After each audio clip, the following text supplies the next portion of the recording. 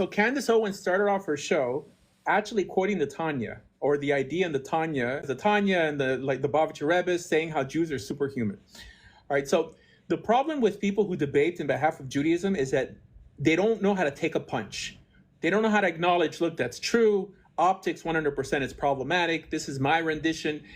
They'll just move on or write the person off as, some epithet like whatever, hater, racist, like all of the above.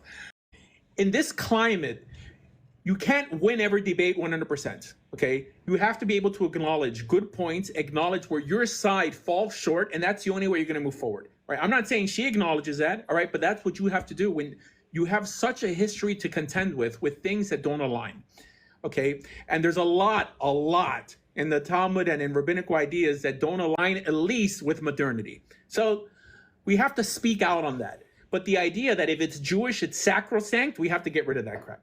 Okay, we have to be able to categorize like, this is important, this is less important, this is more important, okay, this is more disposable. Not everyone holds like this.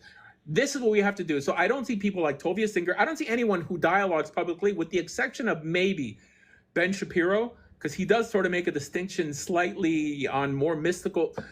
He acknowledges that he's more of a rational Jew. By saying that, he's basically saying that there's other Jews that don't think like he does, right? But when people argue from a perspective like all Jews are united, we all feel like this, and in some way this aligns as well with our theology, that's when we lose, okay? And that's when we end up kind of over-speaking or speaking in behalf of people who don't want us to speak in their behalf, like secular Jews speaking in behalf of religious Jews about the state of Israel. The state of Israel does this also. When there's some sort of massacre, they'll bring the person back to Israel, even though they're Haredi, and they'll drape the coffin in Israeli flag. Like, for example, when there was a massacre in India, like in the Chabad in Mumbai, they brought the bodies back of the Israelis that were religious, draped in Israeli flags, but they were Chabad. And they were furious, saying these guys weren't Zionists. Like, why do you in some way try to use this to push a philosophy that they didn't even embrace?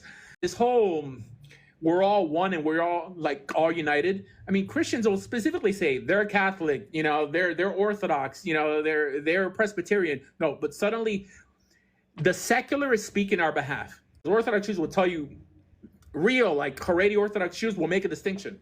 I have nothing to do with that secular Jew over there. But secular Jews, because they speak out the loudest, right? Especially on TikTok, like Reuben and Hebrew Hammer and all this stuff, and Rabbi Litvin, they make no distinction. They're like, no, we're all united and we're all religious Zionists. And, I'd call David Ben-Gurion up for an aliyah, right? Which is such an absurd position if you ever actually live in a Haredi community. It's such an absurd position. However, the person who looks the most modern, i.e. myself, will give you Judaism uncut from the Haredi perspective, from a secular perspective, because I've been around. Yeah, Ben Shapiro would have been a perfect candidate on that show instead of... Yes. For sure. Yes. And the other guy that debated Candace Owens, the Rabbi Barclay, whatever his name is, did just as bad as Shuli Botea. His tactics, his smear tactics, were so clear, and it just reinforced the resentment that Gentiles have about Jews. All they use is demagoguery. Basically say that you don't answer the question, you answer the question with an insult, right? And you write the person off as actually instead of accepting them as an actual human being who's not racist.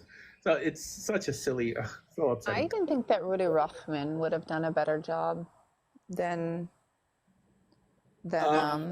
probably in behalf of Israel, but not in behalf of religious topics, because I don't think he's familiar with religious topics. I mean, their whole conversation was politics. They're breaking out